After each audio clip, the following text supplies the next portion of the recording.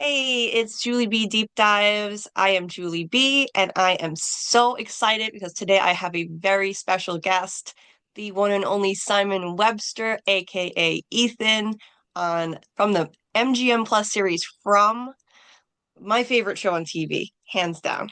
Um, Thank you so much for being here today, Simon. It is so nice to meet you. How are you doing today? I'm so good. Thank you for having me here. Pleasure's all mine. So nice to meet you too. I'm really excited for this. Yeah, That's awesome, Simon. That's awesome. I love your From hoodie. That is so cool. thank you. Super Yeah, cool. they actually gave these out on set as a wrap gift. I think for season two. Nice. Nice. Finally grew Love into it. it. Love it. Love it. So I have to say, you are doing an amazing job. I mean, you have always done an amazing job on this show as Ethan, but wow, season three, you had to do some really intense stuff. Some of the scariest and most, I mean, honestly, the scariest and most intense stuff you have ever done on the show as Ethan.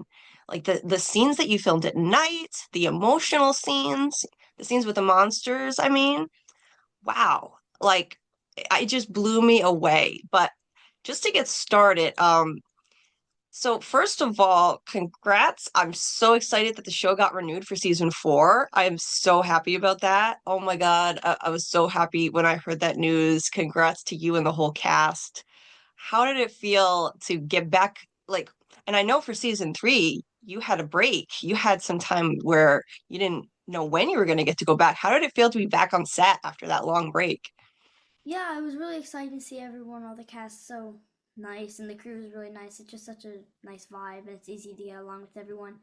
I was actually really shocked that we were going because the writer's strike was such a delay for season three, and it was like almost a year since we've seen each other.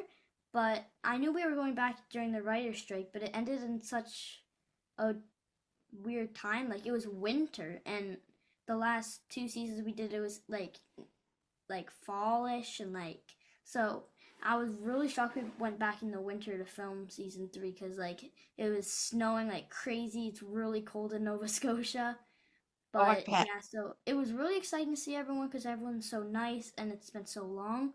But yeah, it was shocking and it was really exciting to see everyone. That's awesome. Yeah, I can only imagine how cold it was out there in Nova Scotia in winter. Wow. Yeah. Oh my gosh. Yeah. And I saw some of the actors outside in without even a jacket on too, filming. It must have been freezing. Oh my gosh. So now in season three, like I noticed something. We actually saw the monsters walking around with their monster faces on for the first time ever. We never actually saw that. We saw them like that when they were sleeping or when they were just about to attack, but never just walking around at night going after people. And you had an amazing scene. And you had an amazing set of scenes in episode one where you actually had to open the door for Granny Monster. And when she transforms and she chases you out, well, not chases because she doesn't run, but she walks and you run out of the house. What was it like filming scenes actually with the monsters for the first time, doing that kind of action? It was really weird. I just want to say something. Ethan looked out the window before he opened the door. It's not like he just opened it to see the monster to put him and Julie in harm. He looked and he didn't see anything, and that's why he opened the door. He didn't go just to do it. It was. Ethan's never really seen a monster. Chrissy has a dream in season one, but like, it was like a quick scene. But yeah, this is like the most Ethan's ever had to encounter with a monster. He's been really brave with it that Mm-hmm. it was they were really nice about it and they let me see her beforehand and stuff. There's actually two actors for the monsters. There's Mm-hmm. Sarah Campbell who plays the human form of Granny, and then there was someone who plays the prosthetic version. And this was so funny. Sarah Campbell, since she's only done window scenes, she didn't know they only walk. So to make things transition well, she had to chase us in the human form, and she was actually running after us, and it put me and Hannah both in shock. It was so funny. Um, but they were really nice about it. They let me see the monster before so I could like picture, see through like the mask kind of. and they let me like Hmm. glue in the teeth for it, so I was more comfortable because Oh, yeah, nice. in season one when I worked with it, I was only 8, so it was a bit scary for me. So they knew what they had to do to make sure I was really comfortable with it. That's awesome, Simon. Yeah, that must have been fun. I mean, like you're old enough now that it was probably less scary for you, but but it must have been really cool. Like when you were in between scenes, did you hang around them at all, or like did you? Yeah, so you got to like actually spend time with them, so you were Yeah. comfortable. That's cool. That's cool. Yeah. Because yeah, I can imagine that would be really exciting, but a little nerve-wracking doing that. And you did an amazing job. And you ran outside at night twice. But the second time you ran outside, it was completely understandable because a voice on the phone tricked you and, and lured you outside. I mean, technically it was true. He said your mom's coming back on the ambulance, and she did, but he lied and said he was Thomas, which was a really mean trick to do. Yeah. But I completely understood why Ethan ran outside in that case. What was it like to do so many more action scenes? Because you had to do those two, you had to run for help when Julie was passed out in the ruins. Like, you actually had a lot of scary and action-packed stuff to do. How did that feel? Yeah, it was Ethan. It felt good that Ethan's getting more involved with what's happening and he's understanding more of what's happening in the town. Yeah, it was really nice to have more action things with the monsters and the ruins. With when I have to run to Kenny and Acosta, I remember I was so worried to scream, and then the director hyped me up, and because it's awkward when you have to scream in front of a bunch of people, but he hyped me up, and it was so fun to film the action scenes with everyone. And the monsters, they didn't really scare me anymore because Sarah Campbell, she is the nicest person on earth. She's so sweet, probably the sweetest in Nova Scotia ever. Hmm. I feel like it was good for Ethan to understand more of what this place can do to you. There was a scene in season one where he thinks the monsters are like helping and they're like helpful to people, but he's Yeah. definitely understanding more of what the place can do now. Seems like Ethan has gotten a lot more, a lot wiser, less innocent. He's losing his innocence fast. Like he doesn't fall for tricks anymore. When that Thomas voice came on the radio in the RV at near the end of the season, he just said, you know, you were right, Dad.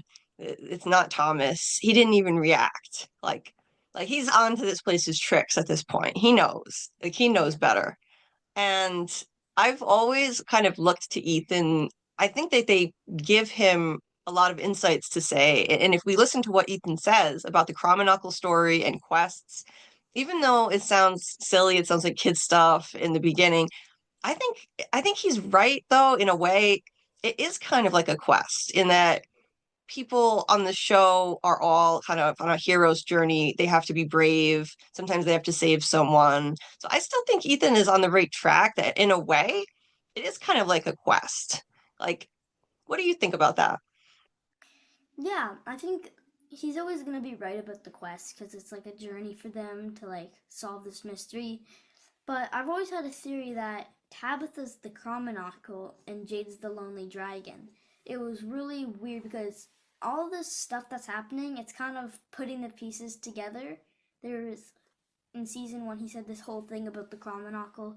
It just reminded me so much about Tabitha and Jade now that we know that they just come back every life to try to complete what they were like starting. But Right. I it's depends what's gonna happen later, but so far it seems like the quest is coming somewhere. Ethan's kind of like not really done more quest stuff. He kind of lost the quest stick this season. Yep. But yeah, I definitely think at least one of those story like means something because it sounds really related to the town and what they're going through. I think you're right. No, and I think that there may be two Cromonockles. I think that they're Tabitha and Jade, possibly. I think that the two of them are Cromonockles. I know that the Cromonocle is supposed to be one female, but I think it's Tabitha and Jade. Yeah. And I think Ethan is right. I have listened. When I take notes for this show, I write down everything Ethan says. And from the beginning, even when you were so little in season one, you were so so convincing, such an amazing actor, and I just always paid close attention because I knew Ethan was going to be right, and I think Ethan is right again with the story walking. Um, like that is a big deal now, and Ethan seems to know how it works, which is interesting. I trust Ethan. He said to Julie, "You can't change a story that's already been told, and you can visit chapters of it, but you can only watch. You can't bring people back like Tian Chen or Thomas." And then we see future Julie show up at the end of the finale trying to save her dad and failing.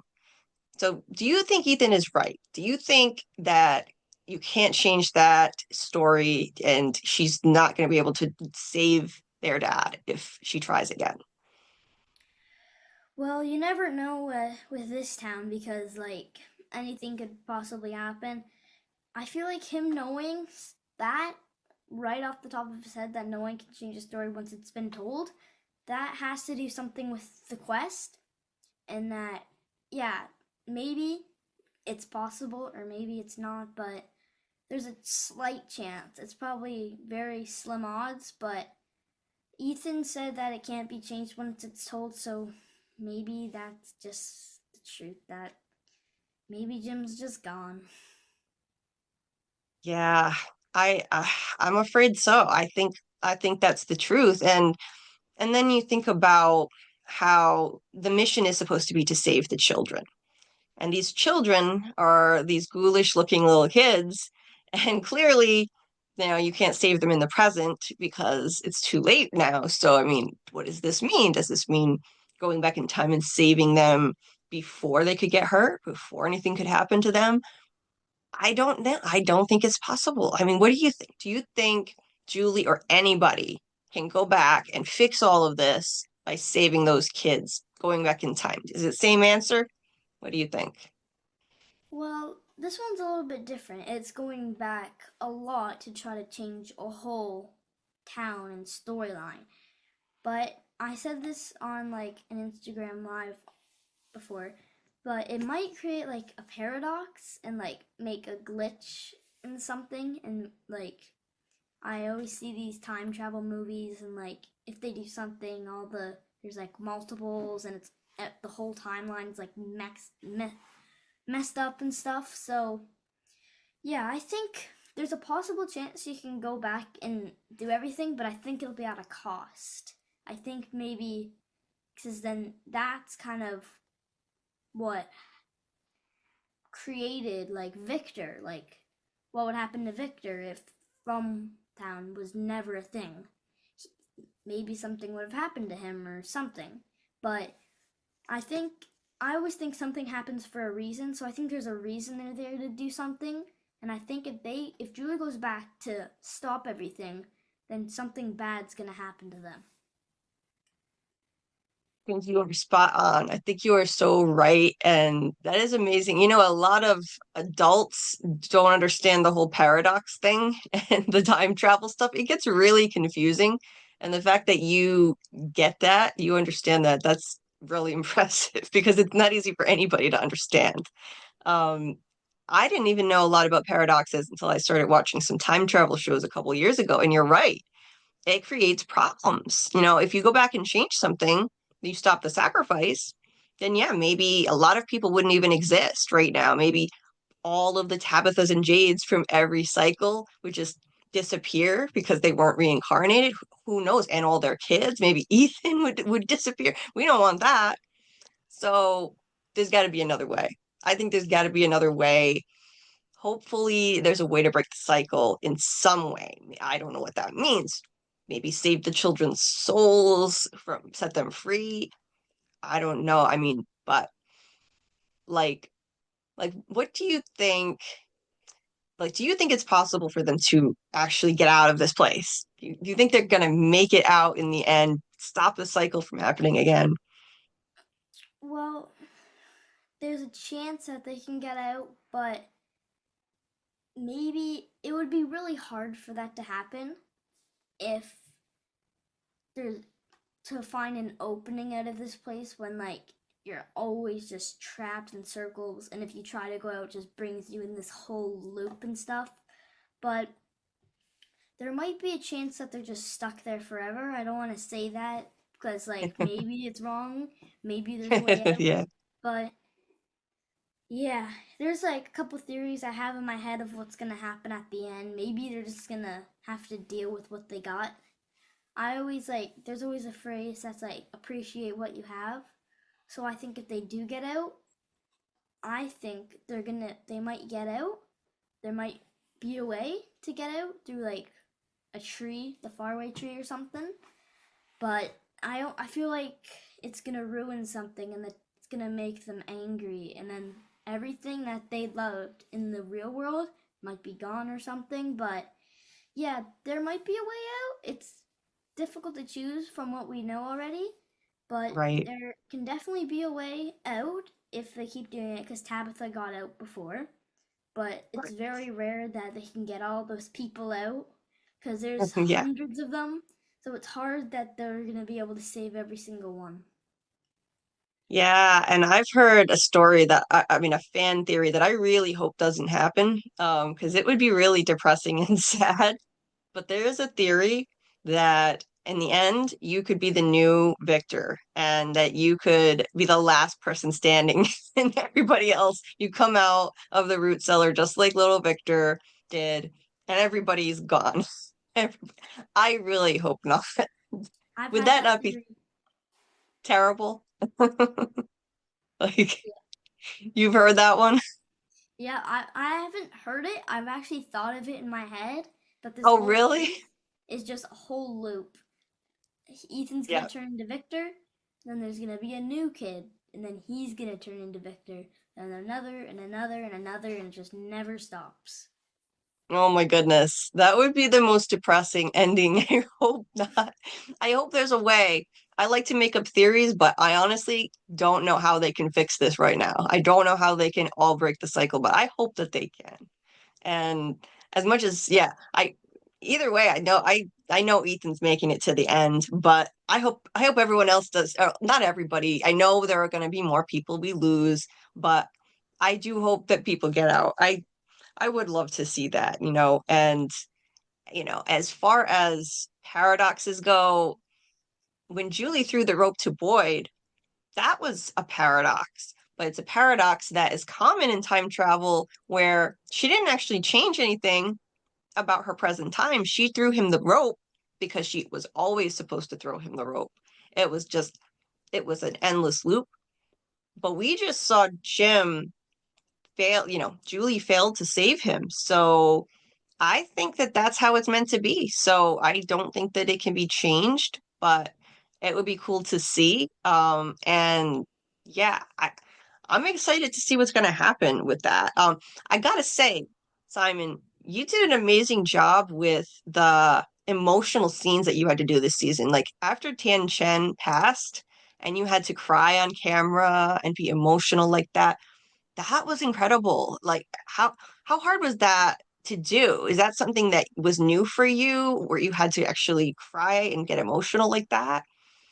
Well, sometime when you're acting, you're gonna have to do that, but this time it wasn't actually that hard because if we lose Tian Chen, we gotta lose Liz Moy, who plays her too. So she went back home, and we didn't really get to see her anymore. So it was so sad. So those tears were like kind of because I'm gonna miss her and stuff. We got really close with her during the seasons, so it was so sad that she was actually gone. But if I like, I do this thing. If I just stare at something, my eyes start to water because they burn, and then Mm. once you blink, they just start coming down because your eyes burn so much. Wow, nice. That's a cool trick. Wow, that I could never. I just can't imagine being able to do that. I was so impressed. I was heartbreaking to see Ethan like that. So good job, Simon. You did amazing with that. Really, really good job. Thank you. And and your last scene with Jim. I mean, we didn't know at the time for sure that it was going to be your last scene with Ethan's dad, but when I saw that touching scene together and the hug, I just thought, I think Jim's a goner. That's what it usually that's what usually happens on TV, and that was just so sweet too. So you're doing an amazing job. So impressed. I want to ask you, what do you think this Thomas voice is that's trying to talk to you? Like what is this? Is this like the big bad talking to you, like the villain that's pretending to be a kid's voice? Because there's a fan theory that maybe Thomas is alive in another timeline and is trying to talk to them, but if that's true, then he's pretty evil because he was like making an evil voice and an evil laugh toward the end. What do you think?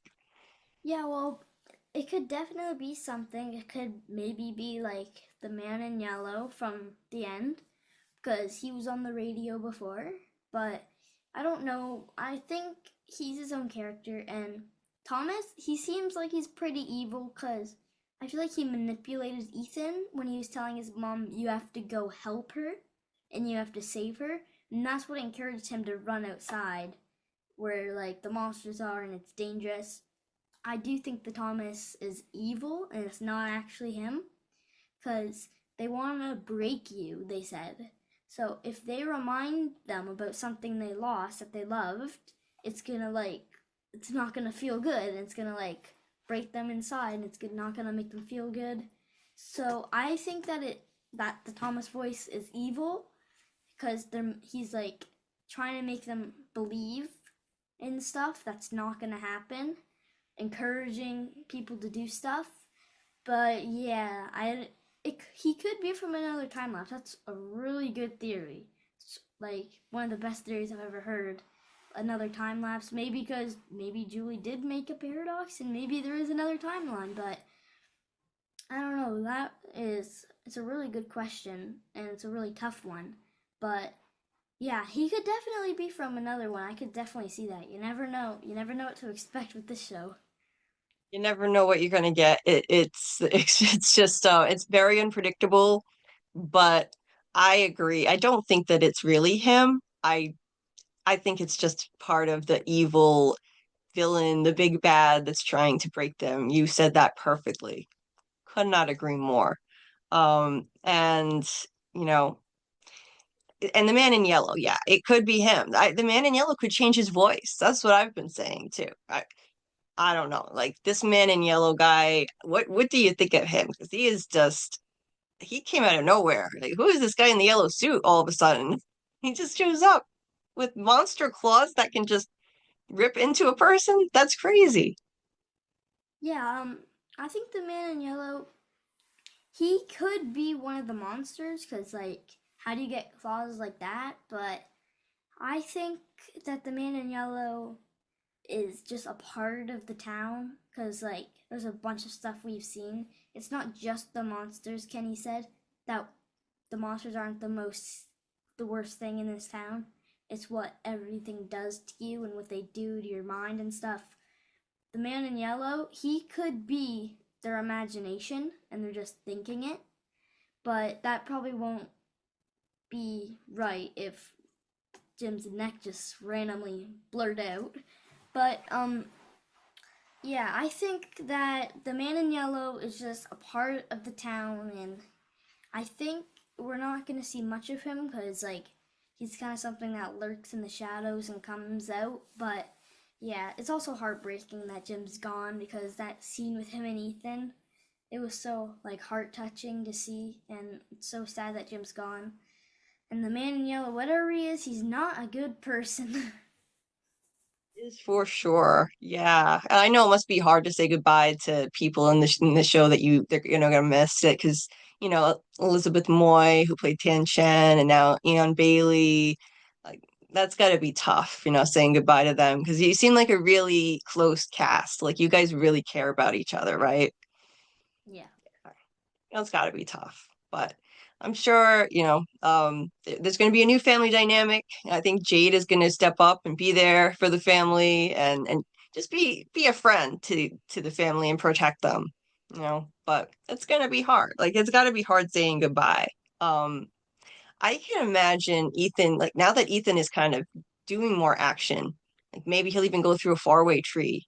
next season or something crazy like that. Like what how would you feel about that? Like you think he might do something like that? Um, well, I think Ethan, when he saw the faraway tree, he was definitely surprised and like he just wanted to go like right through it. He just stuck his head in right there in season one with like any fear. But he could go through a faraway tree. Like Julie, I bet she probably didn't want to go through it, but when the monsters are chasing you and that's the only option, you gotta take the 50-50 risk and just try to get somewhere safe. But yeah, Ethan might go through one, but it depends what gets him there. It kind of depends on what the story happens. Like, if Ethan's just always inside at night and he's fine, then probably won't. But there's probably gonna be something else that makes him go out. And I hope that, like, history repeats himself and Victor saves him and takes him in there and all that. That'd be really cool. It it's a hard question to say because we don't know what's gonna happen. It would it would be so cool if Ethan went in to the faraway tree, but so far, I think if he had to, he would go through. Think so too. You know, if he had to, you're right. It's the kind of thing that you do in a desperate situation if you really have to escape. And Ethan is too smart to just jump in, especially now that he's learned so much. He's not going to just get in for no reason. I agree on that. You know, he's less innocent now. Yeah, he's definitely he's going to do it only if he absolutely has to. Um, but uh, but yeah, and he was tricked into running outside at night too. Like you're right about that. The Thomas voice tricked him, saying you got to be brave for your mom. That was just that was a mean trick to play, and he did the best he could. He thought he was trying to help. So like that was crazy, but it gave you the chance to play some exciting scenes, which is so cool. Um and yeah, like now that you got renewed for another season, like, is there anything that you hope you get to do, like that you haven't done yet, or like something you're looking forward to in season four? I hope Ethan kind of has the same amount of action. Like, depends on what's happening. He can go out. Yeah, I've had a couple things for Ethan in my head. Like, maybe he could, like, take on something with Victor, and that's what maybe turns him into the next Victor or something. But I really want Ethan to kind of bring back some of the quest stuff. I'm fine with him without this quest stick. It was so awkward to hold around every scene, but I want him to come back to the things about the Chromonacle and stuff. And now that he's like more matured, I know it's only been a month for them, but he can kind of put the pieces together now and kind of figure out more on what he has to do. And it would be really cool to see him like kind of bring back the old Chromonacle story and stuff. But yeah, that's kind of what I want him to do because I feel like it was a really good storyline. I want him to see the boy in white again. He hasn't seen him for a while. I know he Yes. came back to tell Victor not to cut down the faraway tree because maybe that's what saves Ethan. As you said, maybe he will go through the faraway tree. But yeah, I think him and Victor are gonna do something maybe that's gonna help them a lot. Yeah, that would be amazing. That's a great point. He only saw the boy in white in the really beginning, the beginning of the series. He saw him outside the window in that creepy moment when he looked out and he's just standing there looking at him. And he saw him in the woods with Victor and he hasn't seen him since. So that would be really cool if he gets to see the boy in white again. And the boy in white is just such a mystery, but I personally think that he's there to help. I think that he's there to help. It took me a while to think that because they made him seem really creepy at first. But in season three, it felt like he was helping. What do you think? Do you think that he's helping? Or he's trying to stop the cycle at least? Stop this from happening again and again? Yeah, I think he's trying to stop it because maybe there was something else. Maybe Victor was like maybe the other Victor was Christopher or something. Because I know young Victor really looked up to Christopher, and the boy was just trying to stop stuff. Because maybe he didn't want him to cut down the faraway tree because maybe that's what's gonna stop it. But yeah, I think that definitely that he's trying to help because like he helped Tabitha go home, and maybe he did that for a reason to try to get like supplies. I know they were low on food. I know Hmm. that they were like they didn't have much like technology. I know it doesn't really work, but like the clinic didn't have much stuff there. They had an ambulance, and they said that they really needed the supplies in there. They had like the I don't know what they're called. It's like the shock things that like just bring you back to life. And they had this really, really good medicine. I forget what it's called as well, but I know that it was a really, really good medicine to help everyone. And they were stopping Marielle from taking it, but I know that the boy in white is helping with something. He's doing something to help. I agree. I think that he helped Tabitha get out so that she could try and remember who she is and meet Victor's dad and learn about Victor's mom. I think he's trying to help too. I really do. And I think it's probably going to be the boy in white versus the man in yellow in the end, kind of working against each other. The man in yellow is trying to hurt them, the boy in white's trying to help them. And I hope the boy in white and then the people win and did not have you all by yourself at the end of the series, just you, because that would be so sad. Like, I Yeah. don't want to see that. Well, I don't want to see that happen to poor Ethan in the end, be another little young Victor. That would be terrible. I hope not. But in the meantime, do you have any other things that you're working on before season 4? Is there anything else you're working on? Yeah, there's a couple upcoming things, but sadly, the non disclosure says that I can't tell You anyone can't about say. it. Yeah, That's sadly, that's cool. yep, there's like something coming out in February, and yeah, there's not much I can say about this question because I signed something making sure I wouldn't tell anyone. There's something I know. There's something called Splitsville coming out. That is out on IMDb, so I know I can say that. Something called Splitsville, and Nice. there's something coming out on February. And then there's something. There's like more, but I can't say anything about them. Nice, nice. Well, that is awesome. So, I mean, I know you've done voice work too. I bet that's fun, doing voice work for cartoons and stuff. That is Yeah. super cool. Um, I know I need to let you go. I think it's been about half an hour. Um, I just one other thing I want to ask you. Have you heard any crazy fan theories? Like what is the wildest fan theory that you've heard? Have you heard any? The wildest fan theory. I've no one. I've seen some, but they seem pretty normal. Yeah, I've Or the actually saw coolest? the coolest one. The Yeah. coolest fan theory I've ever seen. It was something I know it can't happen anymore because it was about Jim, but it was something about that like Jim's behind it at all, and Jim's the reason that they're all there, and it was kind of like what Randall was saying that maybe the people are a part of it, and they were thinking they're all targeting like one person, and Hmm. it's all an illusion. But um, that's probably the craziest one I've seen. I've seen a couple, but they seem like it was like maybe the boy in white will grow up to be like the man in yellow, and there's another cycle like that. But yeah, so far I don't really see too many crazy fan theories. That's probably the craziest one I've saw. That like the people are a part of it. You know what I heard actually? I've heard so there are two related to your character. I'll just share with you before we wrap up here. Because I gotta let you go. But there are two that I've heard about you that are pretty new actually. And one of them is that Ethan becomes the man in yellow one day, which would be pretty crazy. Because that would mean that he just did that to his own dad. Because that would be him doing that to Jim's neck. And I really hope not. I don't think that that's true, by the way, personally. I don't think that's true. But that's a crazy one that I've heard. Like, That's you pretty don't think Ethan crazy. Ethan would never do that to his dad, don't you No. think?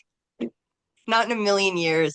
I am team Ethan all the way. Ethan is a good guy. He will always be a good kid and a good person.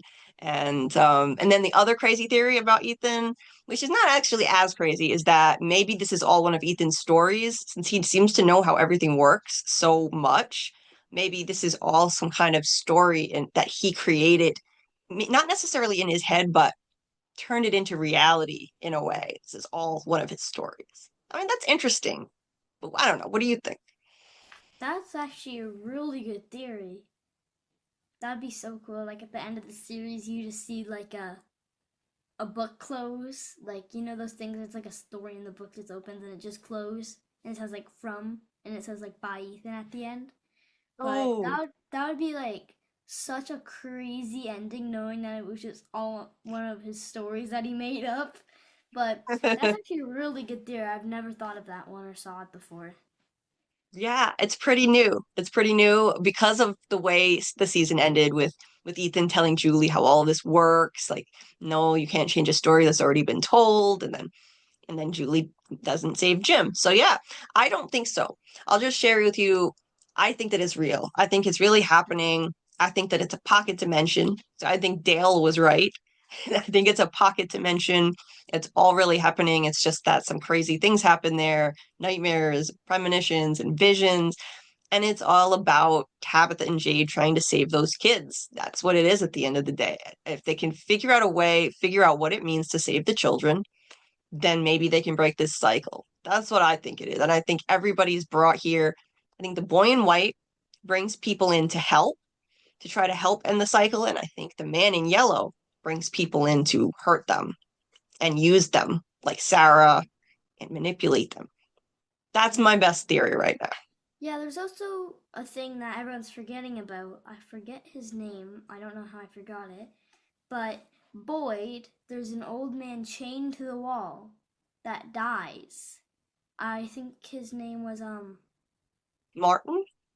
yeah, Martin, that was it. He's chained to the wall. I think he has something to do.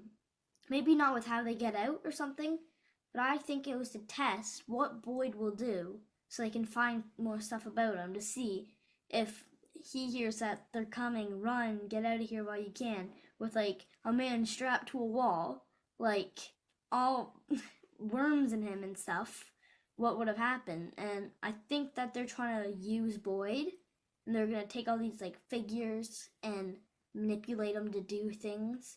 I hope he doesn't end up like what Sarah was doing and what Elgin was doing. That was also Oh my god. crazy what Sarah did to Elgin. Oh my goodness. That was hard to watch. Like you don't like when you watch those scenes, do you look away? Like those really bloody scenes, or do you actually look at it? Sometimes. With when the Yeah. monsters jump out, I cover my eyes sometimes.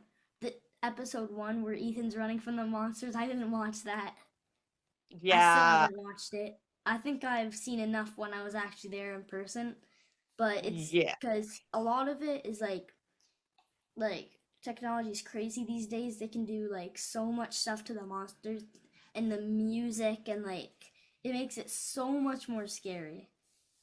No, and the way that they show the bodies afterward, that almost scared me off from watching the show when they showed a little girl's body in the very first episode. I was shocked.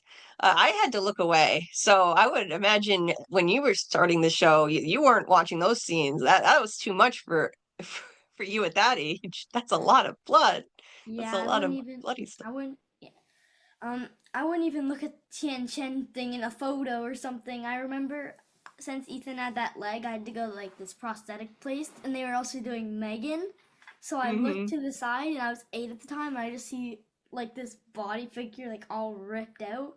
It didn't have any colors in it. It was just like a silicone thing. It was still crazy to watch. Like her ribs were like popping out, and like her bones were everywhere. It was That is just crazy. crazy to see. That's crazy. Oh my gosh. Yeah. It is intense. It's intense. Yeah. There are some scenes I have to kind of look away from, but it's the mystery that always keeps me watching, keeps me excited. I do live streams every week and talk to fans, and we all talk theories, and like it's a lot of fun. We're all really excited about trying to figure out what's going on. Like what's the boy in white doing? What's the man in yellow doing? I think it's like a game of chess where it's like the boy in white on one side, man in yellow on the other. And Boy in White probably brought Boyd to town to try to help, and Man in Yellow brought Sarah and Elgin to use them to try to hurt people.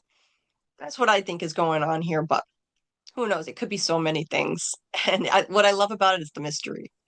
Yeah, that's a really good thing. Maybe when Sarah saw the boy in white after she was helping Boyd, maybe that's what made her like just help every and become a better person. And because I know at the start she was like trying to kill Ethan and like she killed her brother and she like killed Nathan and like was cutting him up. But I think that was the man in yellow doing something, and then she saw the the boy in white, and then that's when she helped Boy and like put him in the tree to help him. Yeah, I think so too. I think she was brought there to try to hurt people, but now she's helping. Now she's definitely at least trying to help. Sometimes she does crazy things, like she helped Boyd by stepping in and doing that instead of Boyd with Elgin, but it was still yikes. It was pretty rough, pretty hard to watch, but she helped him so he didn't have to do it. And so yeah, I think it's a lot like a game of chess, but Sarah has kind of gone over to the good side now, and she's trying to help. But anyway, thank you, Simon, so much for your time. We've gone over what we were supposed to do. I just got so excited talking to you, and it is just amazing. Just getting to meet you. Thank you for being here. I am so excited to see what your character is going to do next season. I cannot wait. Yeah, thank you so much. Well, thank you, Simon. Thank you for being here, and yeah, good luck in season 4. I hope you have an awesome time, and with your projects coming up, I'll be excited to see what you're up to next. Thank you so much. Thank you so much for having me. I had a good time. It was nice to meet you. So that was my interview with the incredible Simon Webster, who plays Ethan Matthews on the hit MGM Plus series From. All 3 seasons now streaming. And we may have to wait until 2026 for season 4. However, I've got you covered for all of you Fromaholics with year-round content, including weekly live streams and theory videos. And currently, I am deep diving into a rewatch, starting with season 1, doing 1 episode per week, uncovering all of the hidden clues and meaning that I can find, because we know the answers to the end are at the beginning. So be sure to subscribe and tap the bell for notifications so you know when I go live and you can join the conversation. And if you enjoyed this video, please leave a like. And until next time, keep on deep diving and let's see what we can uncover together.